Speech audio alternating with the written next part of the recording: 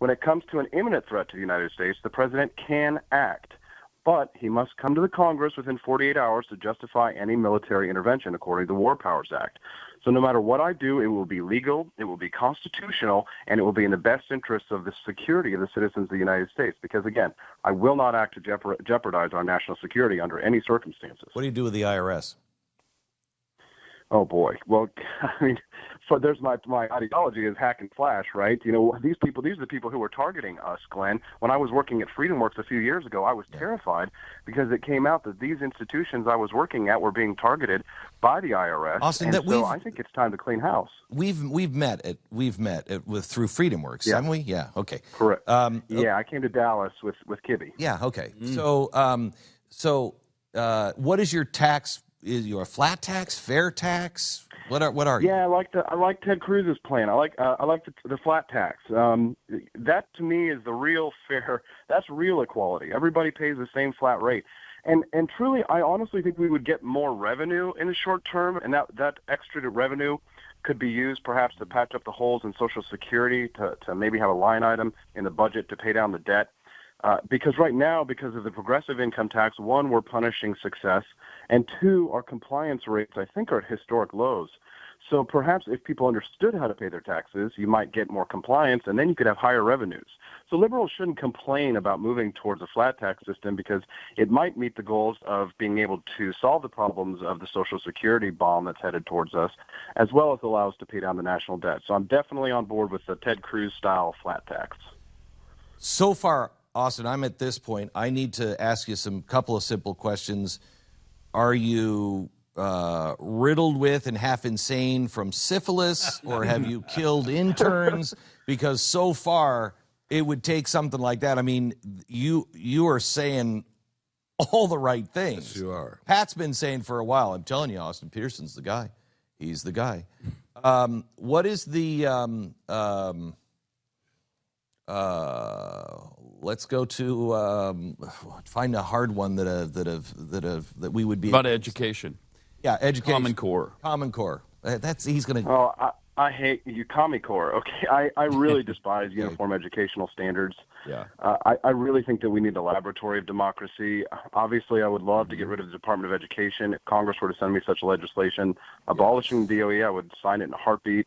I love homeschooling. I like the idea that parents take a more active role in kids' education. I think that's part of the big problem right now is that we rely too much on government to educate our children, which is why we have such an abhorrent educational system here in the United States today.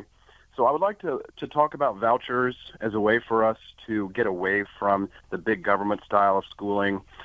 So that's really where I am on that. What would you do? Straight down the line, libertarian. What would you do with state land? Well, I'd love to have the biggest auction that the United States has ever seen. There are so many poor and middle class in this country that if we had a nice auction and we allowed people to purchase land, they could take pride in personal ownership. And if Congress would allow me, we could sell off a lot of that land pay down the in debt. the West, and perhaps. Well, hang on just a second. Pay down the debt. Plug the gap. Exactly. Pay down the debt. Doesn't that land belong to the states? No, much of it belongs to the federal government. What the feds did was they purchased it before the states were incorporated. So I think it's reasonable to have an auction so that and have the feds sell off the land to the citizens of the states. Perhaps the states could purchase it first and then divvy it up to their citizens appropriately. But this is why we have so much tension with the BLM and the Bundys, because the feds own this land and so they're responsible for it. And I don't really think that it's the job of the federal government to be in the business of land ownership. So if Congress were to allow me to do so, I would love to have an auction. So where do you stand with the Bundys?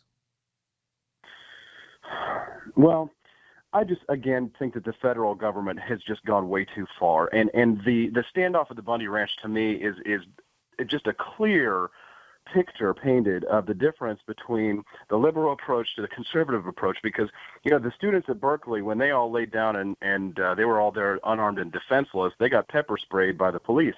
But when the Bundys stood up and exercised their Second Amendment rights, the feds backed off. So that's what it means to be a well-armed militia here in the United States. So I tend to side with the Bundys, and I really would love to just get the BLM the heck out of the West. Austin, why did you not work for me? Why did I not hire you? The judge really had to have. He and I were so close. We worked together very closely, and I felt like a young revolutionary.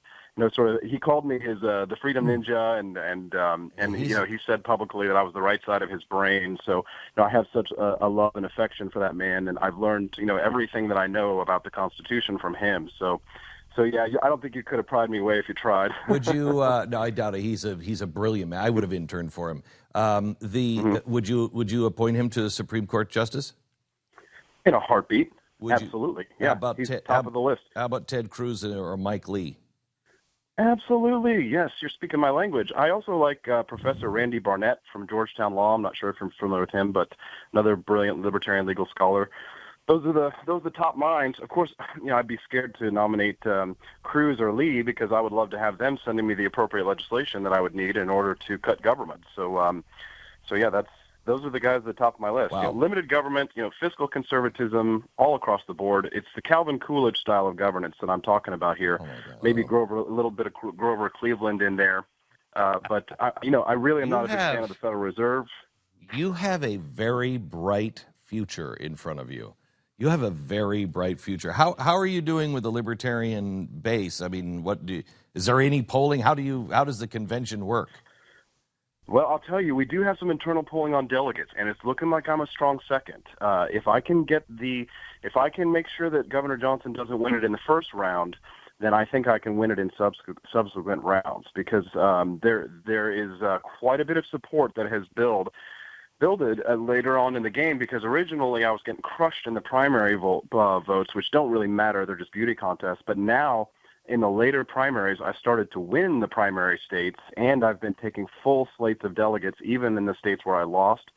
So there's a very good chance, Glenn, but man, it's getting down to the wire, and I could use all the help I could get. When is that? Next weekend over Memorial Day in Orlando at the Rosen Center. The Libertarian National Convention will occur, and we will battle for the delegates and the future of the party, and really it's the future of the country, because the Libertarian Party this year is the last hope for the never-Trumpers, for the social conservatives, for the Ted Cruzers, for the constitutionalists, for the moderate social democrats who don't want to have government involved in their personal lives. The Libertarian Party is it. You have a website? If I win the nomination of my party, I think it'll be the sign of a healthy new start. Austin, how do people help out? How do they contribute and get involved in your campaign? Is there a website to go to? Well, yeah, austinforpresident.com. Very simple. You can register as a volunteer there. You can learn more about my platform. Contact us directly. I call all my constituents. So if somebody sends me their phone number or email, I call them directly. Of course, donations are very helpful to help me to to do my job down there in Florida. So you can donate, you can register as a volunteer, you can come to Orlando if anything. That would be fantastic. When articles appear on TheBlaze that say, "Hey, Austin Petersen is out there running for office," that kind of stuff is big too, because it shows the delegates that there are people outside the Libertarian movement that would support me, because we'll need this coalition. All right, we'll need Austin, to reform the Tea Party. Austin, maybe we'll have you on again next week. I'm very interested in you, and you're fascinating. Maybe we can get you to fly out next week and come on the show and be here with us. Thank you very much. AustinforPresident.com, AustinforPresident.com. Now this.